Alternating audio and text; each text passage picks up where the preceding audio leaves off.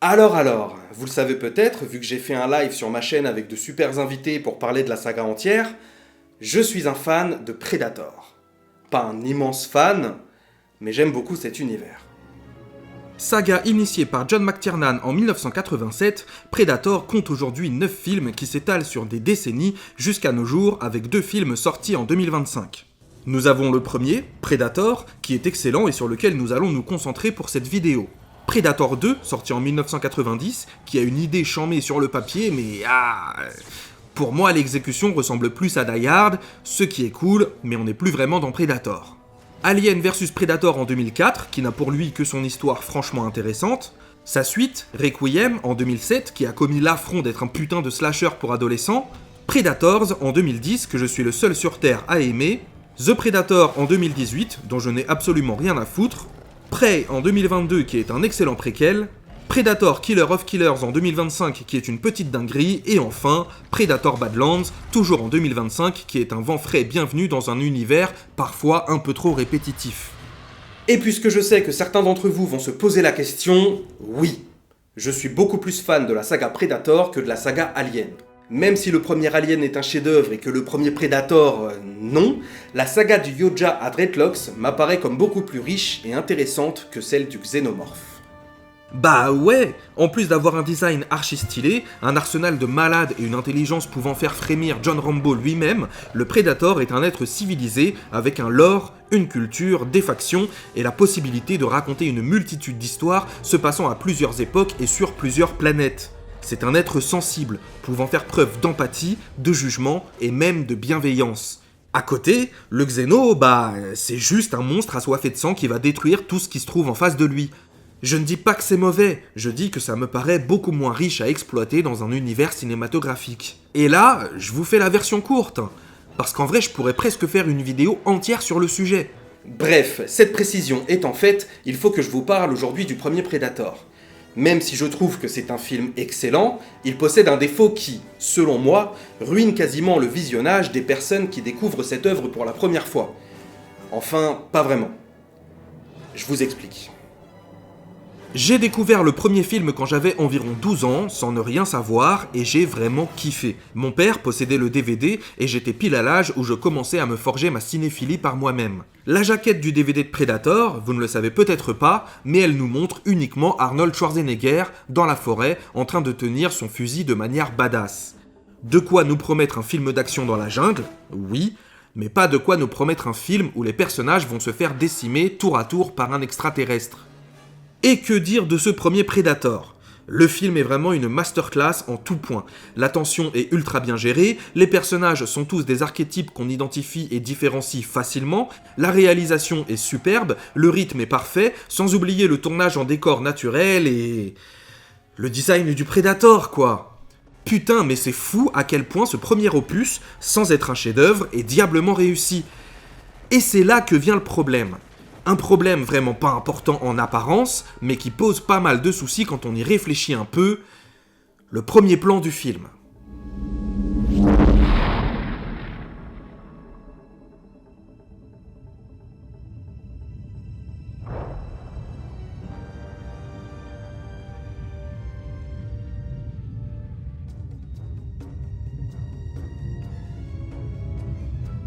Ce court passage du vaisseau Predator qui lâche un Yoja sur notre planète a presque gâché mon expérience, car je savais d'avance que le film allait parler d'un extraterrestre.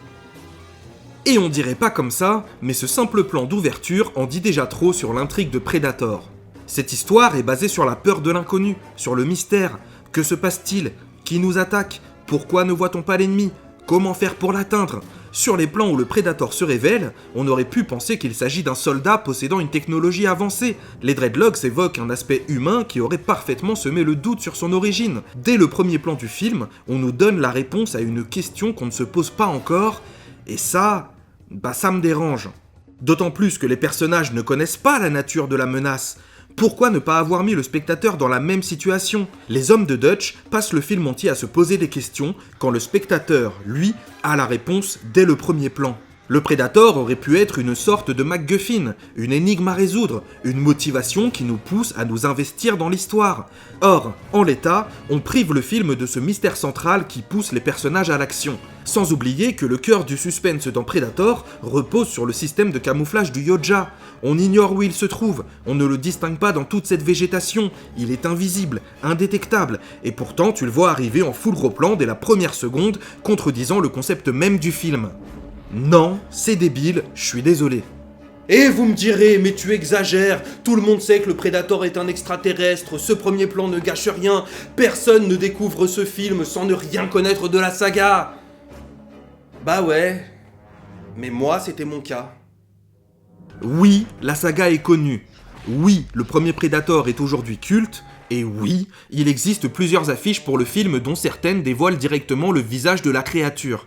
Et j'avais beau être jeune, je vous assure que ce premier plan a littéralement gâché une bonne partie de ma découverte. Je ne cherchais pas avec les héros, j'attendais de voir la bête de plus près.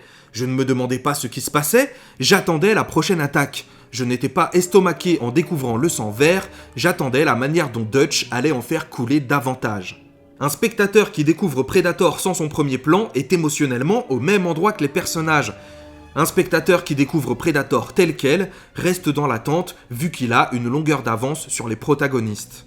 Et bon, on ne va pas en faire un fromage du premier plan de Predator, mais quand même, ça fait profondément chier. Quand certains d'entre vous ont fait découvrir ce film à d'autres, que ce soit des amis, de la famille ou vos enfants, leur avez-vous pitché le film ? Leur avez-vous parlé de ce qu'ils allaient voir ? Vous n'auriez pas un peu l'impression de gâcher la surprise ? Et vous-même, si vous l'avez découvert en sachant d'avance ce qu'est un Yoja, tant mieux pour vous. Mais en vrai, vous n'auriez pas aimé le voir sans détenir cette information ? Perso, la prochaine fois que je fais découvrir Predator à quelqu'un, je saute ce premier plan et commence directement le film avec les hommes de Dutch dans l'hélicoptère.